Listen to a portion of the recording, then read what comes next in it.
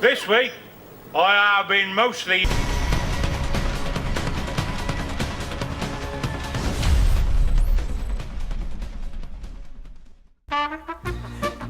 This week I have been mostly playing Deus Ex Human Revolution, the Director's Cut. This is the third iteration of the Deus Ex franchise, and that is if you include Invisible War. Listen, don't mention the war. I mentioned it once, but I think I got away with it all right. So, Brought to us by Squeenix and Eidos, this is a prequel-sequel kind of game. Set in space year 2025, you are in the middle of a human augmentation war, where all the people are revolting, and have fancy new metal arms.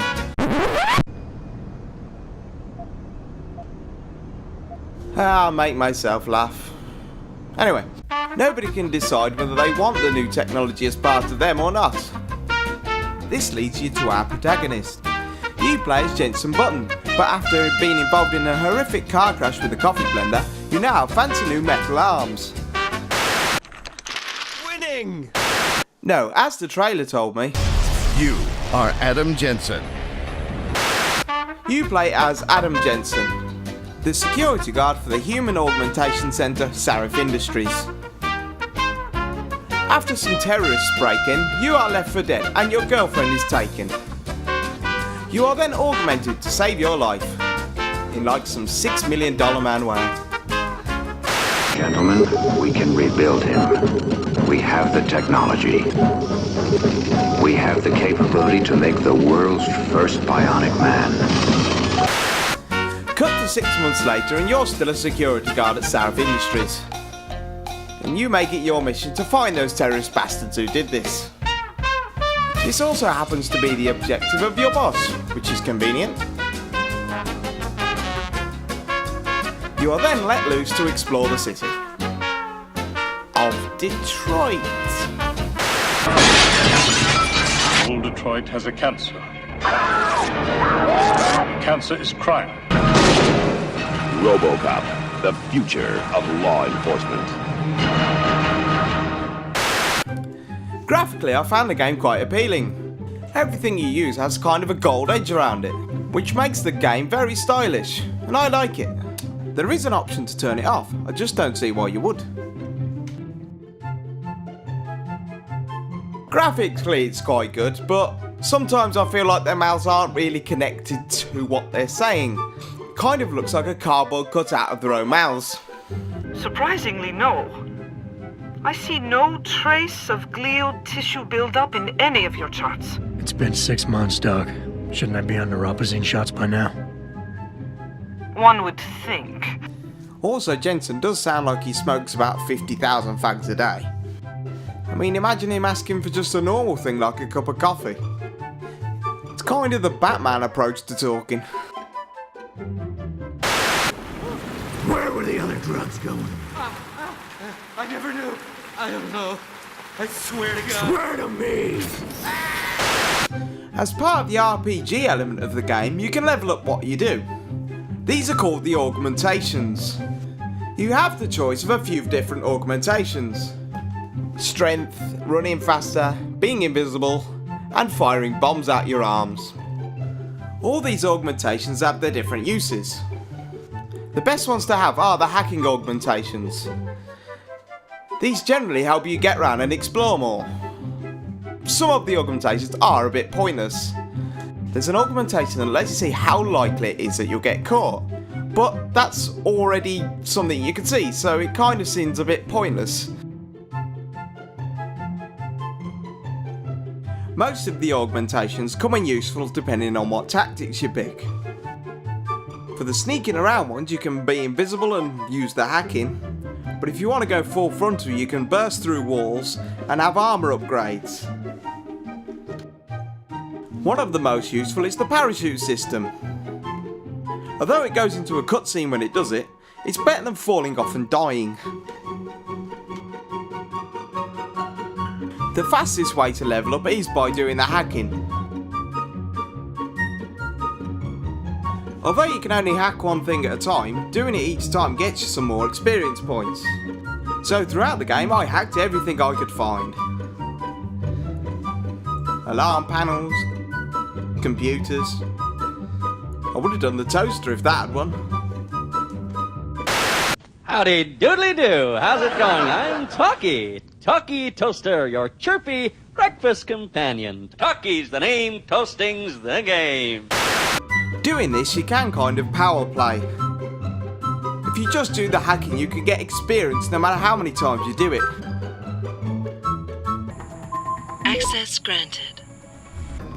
Access granted. Access granted. Although you can only hack one thing at a time, it gives you at least 25 experience points for doing it. So it's worth doing it every time. Unlike Bioshock, where it was plumbing, in this version it is actually hacking. Like being a peeping Tom, the best way is not to get caught. But if you do get caught, you just have to finish as quick as you can before the time runs out.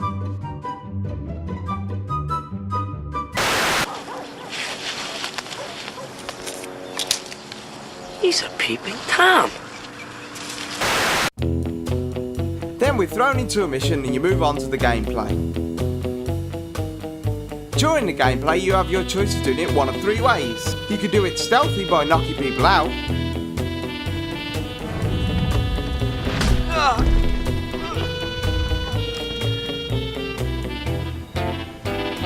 Then you can move the bodies into stupid positions. They can feel each other's warm embrace.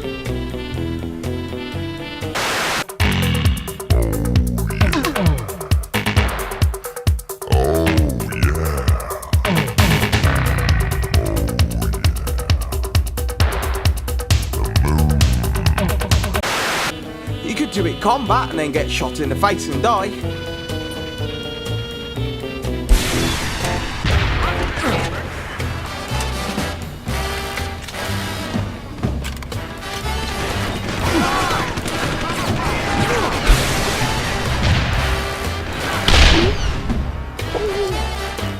Or you could do a mixture of both, where you do the stealth at first and then fuck it up halfway through and then have to do combat.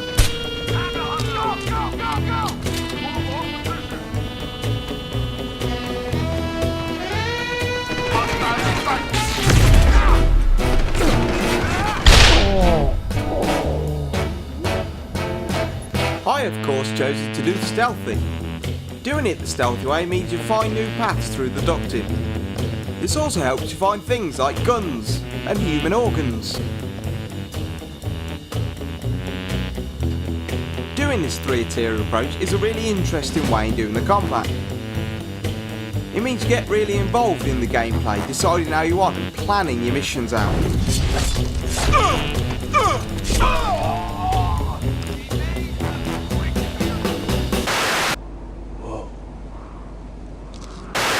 Finally, we come to the boss battles.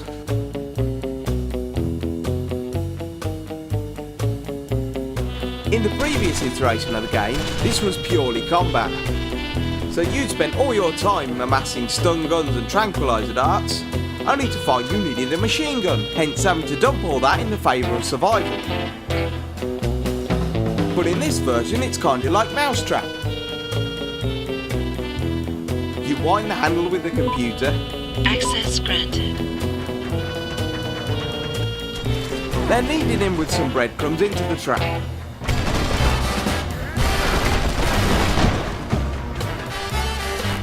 Although it has solved the problem of the previous game, it still is kind of tedious.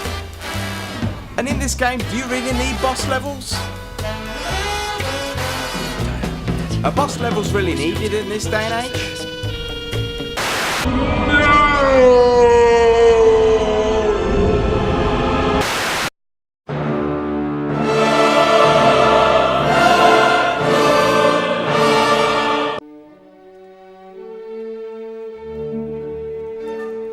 Overall, Deus Ex is a fantastic game. Although it has its flaws, and you can power play by doing all the hacking, it's still definitely worth playing. It still has a really involving story and really involving gameplay. And being able to have the choice to do it how you want is a great factor. Although they tried to solve the boss level issue, it still is there and kind of seems a bit mousetrappy and tacked on, but it's still definitely worth playing, even for the moral choice aspects. Especially with it being in Steam sales for £3, I don't see how you can not buy it. Just remember, this is my opinion. Yeah, well, you know, that's just like, your opinion, man. Now for an obligatory rating. Overall, I give it 9 cabbages out of 10. It's not completely perfect, but it's still a really fantastic game. Thank you for watching, and hopefully I'll see you again soon. Fuck you. Fuck you, asshole. Fuck you, asshole.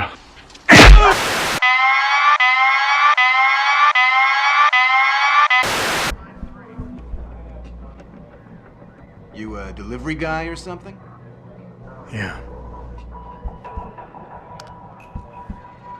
Should I expect some form of compensation for this?